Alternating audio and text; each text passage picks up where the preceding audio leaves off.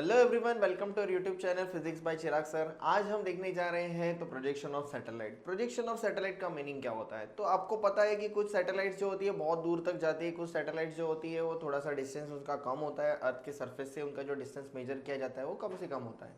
तो ये डिपेंड करता है कि आप सैटेलाइट को कैसे आप प्रोजेक्ट कर रहे हो। ओके, तो सैटेलाइट के प्रोजेक्ट करने के बहुत सारे तरीके होते हैं, बराबर है। और आपको पता है सैटेलाइट जो है वो सीधा नहीं जाता है, सीधा जाने के बाद क्या होता है, round round round round centrifugal force apply करने के बाद ये क्या हो जाएगा, तो बाहर जाएगा, एस्केप हो जाएगा, ठीक है। और आपके टारगेट के पास जो है सैटेलाइट्स को हम क्या करेंगे, तो ऑर्बिटल वेलोसिटी के साथ उसका सर्कुलर पाथ में मूव करेंगे।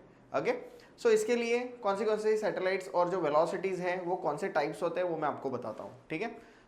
सबसे पहले जो वेलोसिटी होता है वो होता है horizontal velocity and projection velocity. तो ये ऐसी वेलोसिटी होती है कि जहाँ से हम क्या करते हैं, सैटेलाइट्स को ज़मीन से क्या करते हैं, हम लॉन्च करते हैं। लॉन्च करने के टाइम पे जो सैटेलाइट्स जो हम यूज़ करेंगे, ओके, सैटेलाइट्स लॉन्चर अलग होते हैं और सैटेलाइट्स जो होती है वो अलग होती है। लॉन्चर में इंडिया में लॉन्चर दो टाइप के हम यूज़ करते हैं, PSLV एंड GSLV।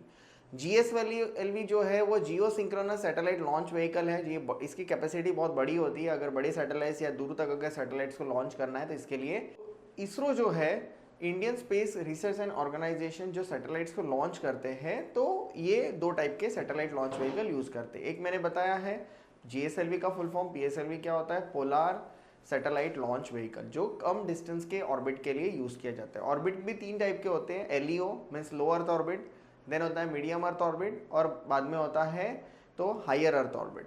तो जनरली ये जो व्हीकल्स है पर्पस के हिसाब से, जैसे सैटेलाइट्स को हम लॉन्च करेंगे तो वो लॉन्च किए हुए सैटेलाइट्स के हिसाब से क्या होगा, तो वो रिवॉल्व करता है। तो इसके लिए कौन सी वेलोसिटी होती है, तो हॉरिजॉन्टल है, क्रिटिकल है और एस्केप वेलोसिटी है।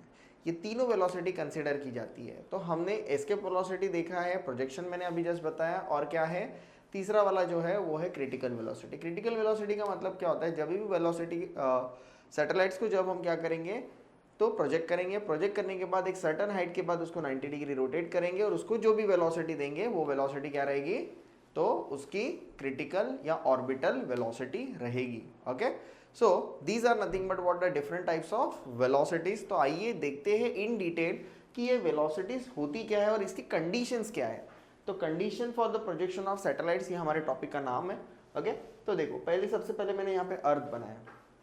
आपको भी पता है कि मून जो है वो कंप्लीट सर्कुलर ऑर्बिट में काम नहीं करता है। ये बेसिकली क्या होता है, मूव होता है, ये जो है वो एलिप्टिकल ऑर्बिट में ही मूव होता है। तो एलिप्टिकल में दो पॉइंट मिलते हैं, एक पॉइंट जो होता है वो अर्थ से दूर होता है और दूसरा पॉइंट अर्थ के क्लोज होता है। तो जो दूर होता है उसको कहते हैं एपोजी पॉइंट। क्या होता है, एपोजी पॉइंट। और जो नज़दीक होता है उसको कहते हैं पेरिजी पॉइंट। पेरिजी पॉइंट के टाइम पे क्या होता है, जब मून क्लोज आता है, I am talking about the moon, moon is a natural satellite, ये फिर से मैं एक्सप्लेन करने वाला हूँ। ओके, सो मून के टाइम पे क्या होता है, तो मून जनरली इससे क्लोज आएगा तो ये पानी को पुश करेगा। पुश करने के बाद क्या होगा, तो हमारे यहाँ पे क्या होती है, हाई टाइड। तो आपने देखा होगा कि हमें जो मून की साइज है यहाँ पे परफेक्ट गोल मिलती है, ओके, सर्कुलर मिलती है, फिर धीरे धीरे वो कम होती जाती है। तो कम मून नहीं हो रहा है, मून का डिस्टेंस चेंज हो रहा है, इसकी वजह से उसकी जो विजिबिलिटी है वो चेंज होती है और उसका जो ग्रेविटेशनल इन्फ्लुएंस जो पुल हो रहा है वो डिफरेंट होता है, ठीक है। सो जैसे हम क्या करेंगे, ये पर्टिकुलर पोजीशन पे यहाँ पे जाएगा तो हम उसको कहते हैं नो मुंडे, मतलब हिंदी में कहेंगे हम अमावस की रात। अमावस की रात के टाइम पे क्या होता है, सन मून जो है वो गायब नहीं होता है, मून का डिस्टेंस बहुत ज़्यादा होता है। तो मून का डिस्टेंस अगर बहुत ज़्यादा रहेगा तो वहाँ पे जो पानी है वो क्या होता है, पीछे की तरफ रहता है, ठीक है। आपने ये ऑब्जर्व किया होगा। सो अभी हम देखेंगे कि ये क्या है, ये केसेस किस चीज़ के लिए दिए हैं। तो यहाँ पे आपको कॉनिक सेक्शन का थोड़ा सा नॉलेज होना चाहिए, जैसे उसमें होता है circle, ellipse, parabola and hyperbola. ये चार चीज़ें जनरली हम कॉनिक सेक्शन में पढ़ते हैं, मैथ्स में पढ़ाया जाता है, ठीक है। सो देखो केस वन है कि horizontal velocity is less than the critical velocity.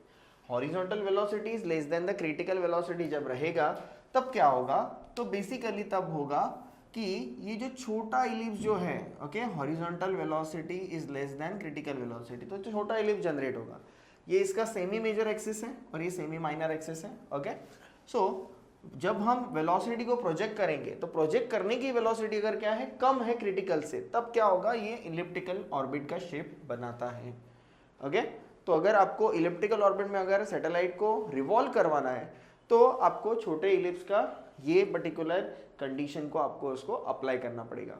इसके बाद जो है वो अगर हॉरिजॉन्टल वेलोसिटी और प्रोजेक्शन वेलोसिटी और प्रोजेक्शन अगर क्रिटिकल वेलोसिटी के अगर इक्वल है तो क्या होगा, तो अगर ये क्रिटिकल वेलोसिटी के इक्वल है तो इक्वली वो क्या करेगा, सर्कुलर ऑर्बिट जो है सर्कुलर पाथ को फॉलो करेगा। किसको फॉलो करेगा, सर्कुलर पाथ को फॉलो करेगा। ठीक है, next one is nothing but what, ये जो कंडीशन है देखो हमने कौन सी, फर्स्ट हो गया, सेकंड हो गया, थर्ड कंडीशन क्या है कि velocity, critical velocity, horizontal velocity और एस्केप वेलोसिटी। तो एस्केप और क्रिटिकल के बीच में अगर वेलोसिटी ऑफ प्रोजेक्शन और हॉरिजॉन्टल वेलोसिटी है तो ये कंडीशन में क्या होगा, ये फिर से इलिप्स बनाएगा, लेकिन इसका सेमी मेजर एक्सिस पहले के सेमी मेजर एक्सिस से क्या होगा, बड़ा होगा। तो अगर सैटेलाइट को अगर इलिप्टिकल फॉर्म में अगर आपको मूव करवाना है तो इसके लिए हमें ये कंडीशन अप्लाई करनी पड़ेगी कि हॉरिजॉन्टल वेलोसिटी क्रिटिकल और एस्केप के बीच में रखना पड़ेगा। फोर्थ कंडीशन क्या है, तो देखो horizontal velocity which is equals to the escape velocity. Escape velocity मैंने बताया था क्या होता है कि minimum velocity which is given to a satellite to escape from the earth gravitational influence. जो मिनिमम वेलोसिटी हम देंगे ग्रेविटेशनल इन्फ्लुएंस से निकलने के लिए, अगर वो ही प्रोजेक्शन ऑफ वेलोसिटी है तो उसके साथ में ही है तो वो बनाता है पैराबोला। क्या बनाता है वो, पैराबोला बनाएगा। ओके, सो नेक्स्ट एक क्या बचा, अभी नेक्स्ट टाइम क्या रहेगा, हॉरिजॉन्टल बहुत ज्यादा है as compare to escape velocity. Escape velocity मैंने बताया 11.2 किलोमीटर पर सेकेंड के आसपास होती है मिनिमम। ओके, सो अगर उससे बहुत ज्यादा फास्ट अगर हमने सैटेलाइट को लॉन्च किया तो ये जो हाइपरबोला पाथ है, हाइपरबोला पाथ में क्या होगा, ये रिवॉल्व करेगा। लेकिन अगर हाइपरबोलिक पाथ में जाओगे आप तो इसका जो रिवोल्यूशन है वो बहुत ही बड़ा रहेगा, और बड़े रिवोल्यूशन की वजह से क्या है, इसमें सैटेलाइट जो है वो क्या हो सकती है, ज़्यादा से ज़्यादा दूर डिस्टेंस पे जाके वो उसके कंट्रोल आउट ऑफ कंट्रोल भी होने के चांसेस होते हैं। ठीक है, so these are nothing but what, the projection of satellites. तो हमने इन डिटेल आपको प्रोजेक्शन ऑफ सैटेलाइट्स बताए हैं। अगर आपको पसंद आया होगा तो वीडियो को लाइक ज़रूर करें, और कुछ डाउट्स रहेंगे तो आप कमेंट सेक्शन में मुझे पूछ सकते हो, और चैनल को सब्सक्राइब करो। Thank you.